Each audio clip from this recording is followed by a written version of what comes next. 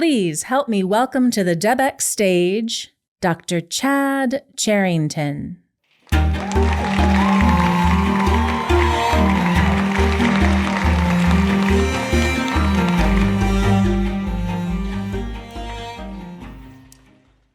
As a medical oncologist, I've spent the past decade standing beside patients through some of their most defining moments, sometimes celebrating victories and supporting their loved ones during heartbreaking farewells. These experiences remind me just how fragile life is, and curious as to how much control we have over our own health. I want to talk to you today about something that has the power to transform lives, preventing cancer through nutrition and lifestyle. Words that may seem obvious, but there's tremendous opportunity for improvements as individuals and a society.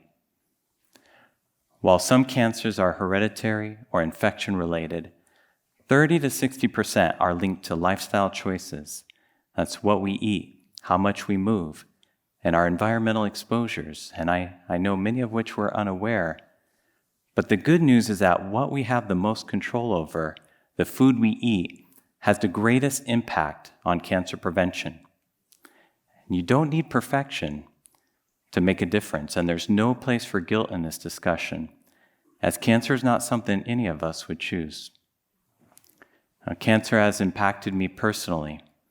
At age 12, my friend Cassie, who was like a cousin to me, endured a 2-year battle with brain cancer before succumbing to it. A decade later, I was dancing with my stepsister Jennifer at her wedding, unknowingly celebrating one of our last family moments before she died of colon cancer in her early 20s. Their losses shaped my mission, not just to cure cancer, but to stop it before it becomes a problem through prevention. As an oncologist, I see a worrying trend. Overall health is declining, lifespans are decreasing, and obesity is projected to surpass smoking as the leading cause of cancer. It's no surprise that as the consumption of ultra-processed foods rises, so do diet-related cancers.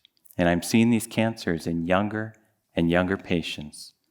And giving bad news to young adults can be emotionally devastating. We need to reverse this trend, but instead it's only getting worse. Americans are approaching an average of 70% processed foods in their diet, and only 1 in 25 Americans meet dietary guidelines. Prevention starts with personal and societal changes. The most urgent issue is that we are in a fiber deficiency crisis. We're simply not eating enough whole foods, fruits, vegetables, nuts, beans, whole grains. But fiber consumption is the most accessible to change and holds the greatest potential for improving our health. And I know, shifting our diet can seem overwhelming. Many of us feel too busy, unsure what is healthy, or confused by conflicting advice. Social media amplifies nutrition myths that a specific fad diet is required to be healthy. It is easy to become confused and overwhelmed. But know this, that most nutrition experts agree on these basics. Focus on whole food plants, include plant-based proteins, and consume lean animal proteins in moderation, while limiting ultra-processed foods as much as possible. This isn't just a lesson I taught, it's one that I've lived. You see, years ago, after exhausting work hours and sleepless nights, I found myself overweight. I felt disconnected and sluggish. I had grown up active in sports and always full of energy, and then I became tired and in pain all the time, feeling older than someone should in their 3rd decade of life. And that's when I decided to make a change. First, I learned that by beginning a journey can start by defining new beliefs in yourself. By shifting my mindset, defining myself as someone committed to better health, but allowing myself the grace to make mistakes. I practiced mindful eating, pausing before meals, and asking, will this nourish my body?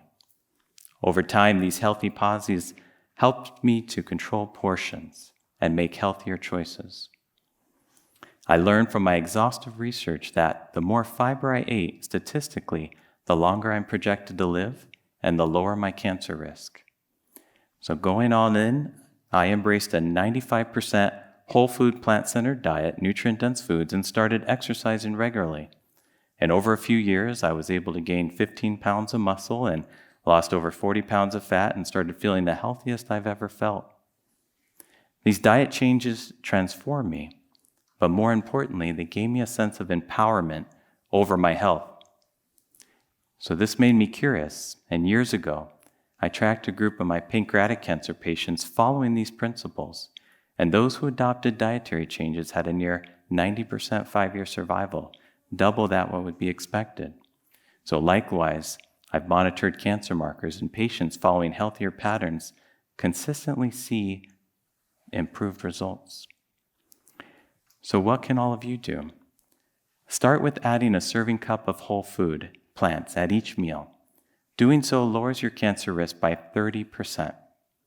Adding 20 minutes of physical activity a day, by either walking, swimming, hiking, for example, reduces your cancer risk by 26%.